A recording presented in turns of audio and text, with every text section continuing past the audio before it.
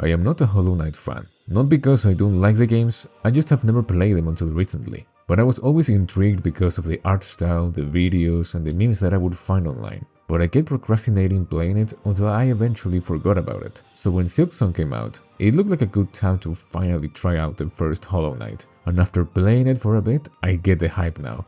It's been such a fun game, which is also why I was surprised about a lot of the criticism Silksong has been getting by other indie developers and gaming news media. I thought that seeing an indie game getting this much recognition would be something to celebrate, right? In case you don't know, they seem to have a problem with Team Cherry not giving critics a review copy before their Kickstarter supporters, the announcement being too sudden and without prior notice to other indie devs who had to delay the release of their games, and the pricing being apparently too low. Some even went as far as to call it a disservice to the industry. So, while they seem to focus too much on the negatives, I want to share with you why I think Silksong is far more beneficial to the industry than they realize, and how other indie games can follow their example. But before that, just a brief disclaimer. I do understand that people have different opinions about the game, but this video is not about whether or not Silksong is good or too hard. It's about some of the things Team Cherry did during its development and release, how it benefits the industry, and how other small and indie studios can learn from this. Okay? Good. Then let's continue. The first thing that Silksong does that helps the industry, and I think we can all agree on this, is that it brings more eyes to the indie space. Discoverability has always been one of the main challenges for developers, even more so when the titles that tend to make the most noise are the ones from big AAA companies. Yet here we have a game created by a small indie studio making headlines everywhere. And the reason why this is a good thing is because it shows to players that are used to only buying from big companies that there are amazing games being made by smaller, passionate teams. Also, I just have to be honest here. Do you remember when I mentioned that many games were delayed because of Silksong's sudden release? Well, ironically, I would have never heard about any of them if the devs hadn't announced the delays, and thanks to that, I already wishlist a few of them. This sudden disruption made a lot of noise, but it was because Team Cherry did something we have seen successful studios do time and time again. They broke the rules. Let me explain. During the last few years, we have seen many of the big AAA companies in the gaming space follow a certain pattern.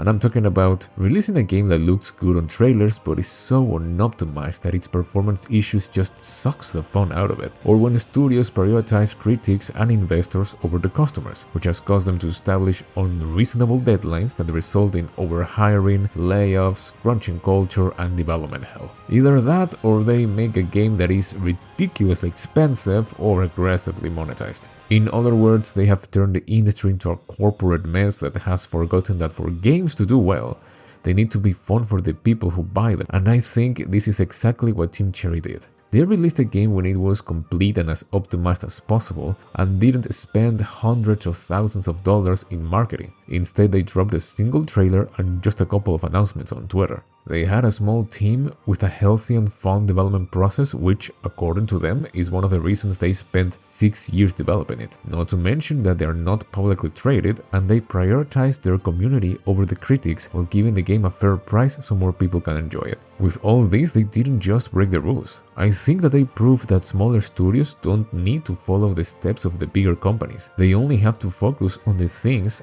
and the people that actually matter. Also, I think that Metroidvania developers have an advantage thanks to Silksong, because once players are done playing it, they will do what they always do. They'll go look for other similar games. This is something most of us tend to do, and I think that the critics have kind of forgotten. Like, sure, sometimes when we like a game, we play it over and over again until we have found every secret, item, alternative ending, or reference, but most of us don't do that. And those who do will move on to something else once they're done. And I know this because it happened to me. Like, I never played a boomer shooter until I played Doom for the first time, and now my Steam library has various similar titles. Not only that, but one of the reasons why I was open to try Hollow Knight is because of Blasphemous, which is another Metroidvania known for being challenging. I really like that game, so I thought that Hollow Knight might be similar based on how content creators and other players were describing it, and they were correct. Obviously, these two games are not exactly the same, but that's the thing. They don't have to be. Players don't want clones. They want games that bring their own spin to a theme or genre while sharing features they're familiar with. That's how games can stand out from each other and build their own identity in such a crowded industry. And it's because of this that Silksong's pricing is one of the best things Team Cherry could have done, because once players are done playing their game, they will have more money to buy other titles. And as you know by now, video games have been increasing in price every year. With the introduction of $80 games and some companies pushing for $100, players are now way more selective with what titles they buy. Even more so since the cost of living is not exactly improving. People can't afford to buy expensive games all the time, and when they do buy one, they will have less to buy other titles. That's why it's good that Silksong is only $20. It brings people into the indie scene, it makes players interested in similar games, it shows that games don't have to be ridiculously expensive for developers to make a profit, and it leaves players with enough money to buy other titles. This accessible pricing keeps the industry alive,